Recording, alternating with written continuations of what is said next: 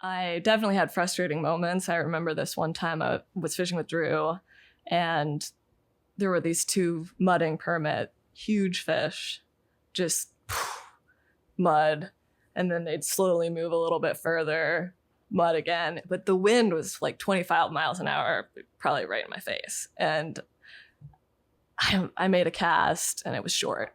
And he's working so hard, and he like gets me a little bit closer, and I make a cast, and it's shorter still.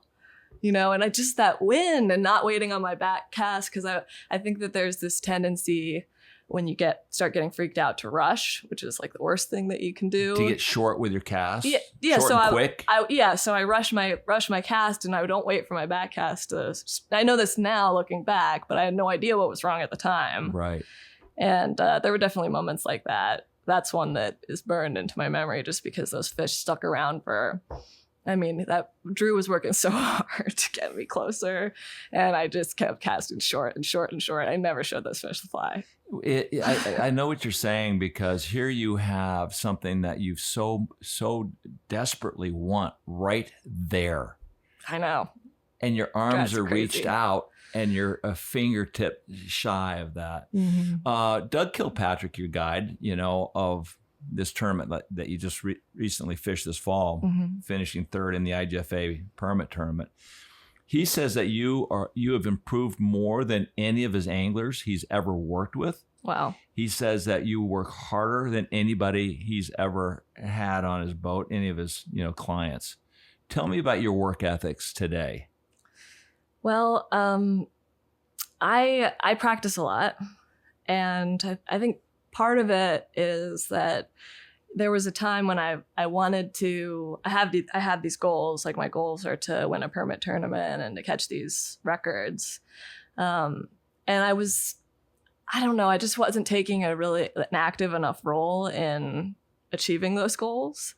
And there was just this moment when I realized like I need to be spending more time practicing. I might not be able to fish, X number of days a year where I'm out there practicing this live, so to speak. Right.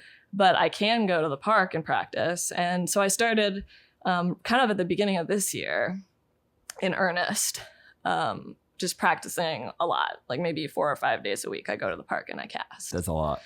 And even just a month of doing that earlier in the year, I could see a huge difference. But here's my question. When you go practice in the park, a lot of people will go to the golf range and practice, but without the understanding of the techniques and tactics, they're mm-hmm. just refining bad habits. Oh, yeah. So when you go to the park and practice, you have a good understanding of what you're trying to refine. Is that key? I mean, I think so. Is that true? And for me, that comes from having Nathaniel to come in. What I'll do is, I'll practice for a week or two, and then Nat will come with me. Right. And he helps me figure out the difference. Yeah, what is going wrong here?